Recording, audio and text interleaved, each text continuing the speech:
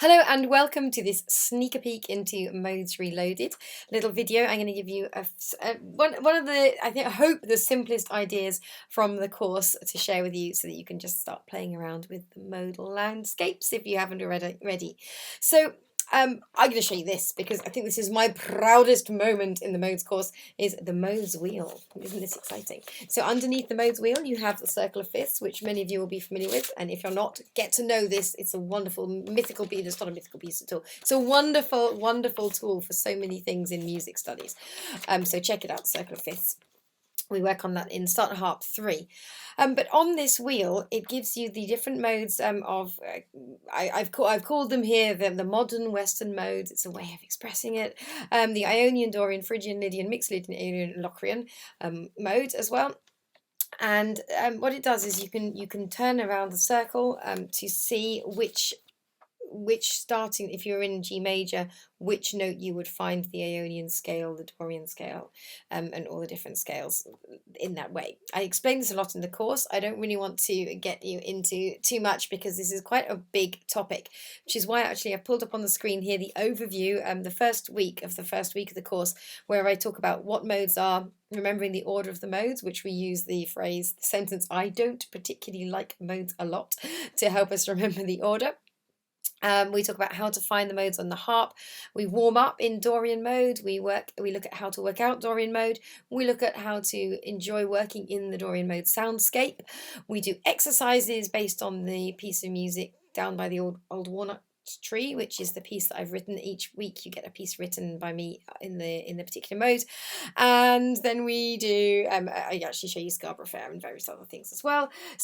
But what I want to show you today, so that's kind of how the course gets broken up, just so you know. So I go into lots of theory about it as well, so you can go away understanding and go away being able to improvise in the modes as well as being able to play a piece in it. But what I want to show you today is just a way of, in C major, so let's go over to C, finding a way to improvise in these different modes, even if you don't know the name of the mode. It wouldn't even matter, okay? So here's what I'm going to show you. I want you to be in C major, please, if that's okay.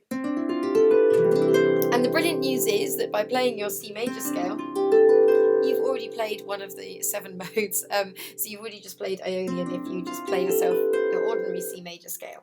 But I want you to move up by 1 to D, okay? And I'd just like you to play D in the bass, okay? D in the bass.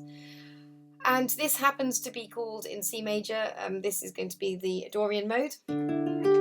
But it's not because it begins on D, okay, so just push that out of your mind for now. It's because of its position in the scale. It's on the second degree of this scale, and that's why it's the Dorian. Now,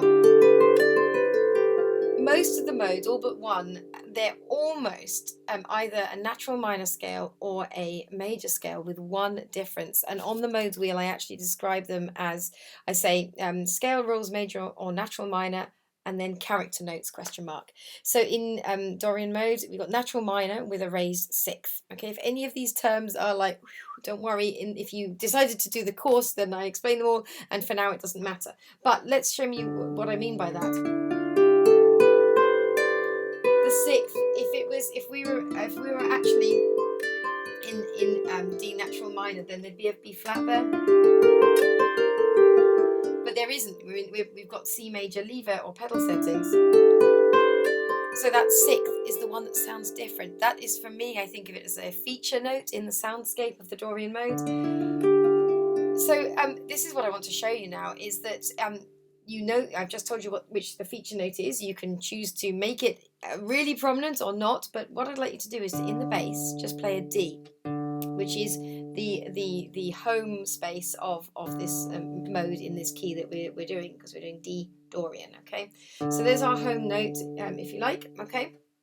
Or our tonal center. I talk a lot about it being the tonal center. Okay, and then I'm going to invite you to noodle in your right hand. And yes, this does mean improvising. If you're not a keen improviser, just think of it as playing some notes, okay? Start on the D in the right, okay, when you do it. So you might do D, E, D, start on the D and return to it, and then play the bass again, and then do something else where you start on the D, you go away from the D and you come back. It can be as short as you like. It might just be 3 notes, or it might be. Then doesn't matter, we're doing free time. It doesn't matter if it doesn't have a timing to it. I didn't like that G in there, but I'm going to keep going with this. So if you have a go at this idea where you're just playing a drone, so your repeated tonal center note, the D in this case, and you keep in the right hand starting again on the tonal center, which is the D for this one, and move away and come back, it's going to sound always okay. It's going to be very hard to make it not sound okay, even if there are bits you don't like. If I do something really odd here,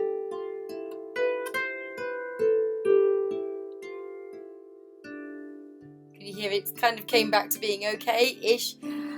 So if you keep the left hand doing the drone on the tonal center and the right doing something starting on the D again, the tonal center, moving away from it and coming back to it, it's going to kind of sound okay. And what it's going to do is it's going to get your ear tuned in to that feature note and to the way the scale lies. You can even start by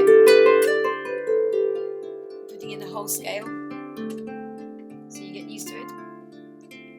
So why is that useful? Well, because then if you move along, if you then go, we've talked about Ionian, which was the C major. We've talked about Dorian, which when we're playing with it in C major lever settings, that is actually starting on the D, going D to D. Let's go to the Phrygian mode now, which is going to start on the E. And you'll see on here it says this is going to be a natural minor with a lowered second. So it's the second degree of the scale that sounds interesting in this. Can you hear? Because if we were really in E natural minor, there should be an F sharp there. But there's no F sharp is there in our C major scale, which is kind of the key that we're taking this one out of. Is one of the ways of thinking of it, by the way. I teach these modes in lots of different ways. That isn't the only way of thinking of it. In many respects, it's better. Well, different. Everybody will have their own way of doing it. I cover lots of different ways in the course. Anyway, back to this idea, that the idea I'm trying to show you today, which is now, if you take the E, your E is now going to be your tonal center, your home note. You're going to use that as a drone in the left. You're now going to use the E in the right to start with, and you're going to play the E. You're going to go away from the E and come back to it. Let's use that feature note, the second. Remember I said it's going to be quite quirky. Oh, listen to the character of that. That's why I call them character notes. Because that F really gives us mystery, doesn't it? It's fascinating. I find these quite fascinating. And you will have different words you'll come up with to describe the feeling of these modes, when you start exploring them. So yeah, you could even start by doing a full scale and then just do little steps. You'll find it, I hope you'll find it quite sort of mesmerizing, and almost it almost sends me into kind of a meditation when I do these things, I think. Okay, so now we're going to go to F. So let's have a look. What are we going to get if we start on an F as our tonal center? We're going to get Lydian if we're in C and we start on F. So what's the feature note going to be? Well, look, we can check here. It's going to be good. It's going to be a major one with a raised fourth. That creates an interest. So okay, so that's the fourth. So if we're really in F major, that would be a B flat, and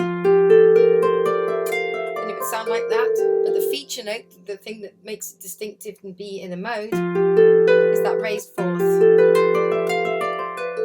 So again, you can do exactly what I just said. You could do an octave even if you wanted to, but I think it's nice to keep the single notes. You could start by checking out the scale with the drone in the left, and then small steps.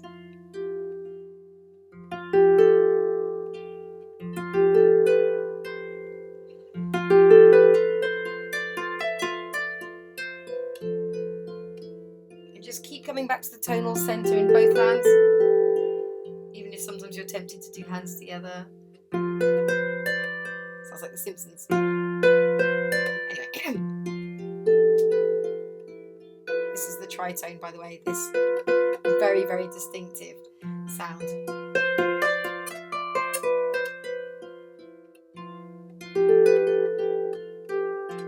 Now you know what I'm going to say. Let's now do it with G, with the tonal center.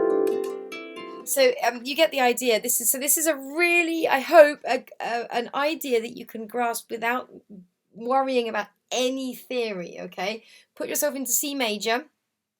Choose a string then. Okay, choose a string. So you might sit down and go, right, I'm going to try B. This, be warned about B, by the way. And then you might try doing my idea. Whoa, that's quite interesting. So this one has 2 feature notes in it, which is why it sounds, one of the reasons why it sounds interesting to our ear. So if you want to make something sound kind of unsettled, well, I always feel this is unsettled.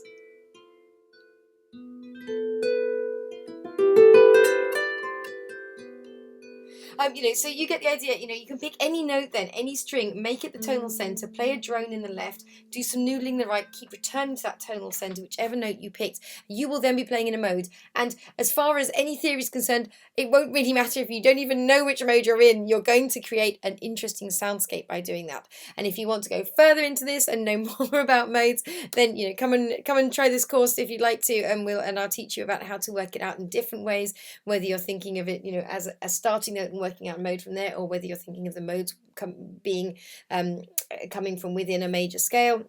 I'll teach you how to use the modes wheel and all that kind of stuff. But hopefully this has just given you an in to noodling and exploring modes and their soundscapes. Wonderful, thank you. My name's Shelley Fairplay. I hope to see you online sometime soon.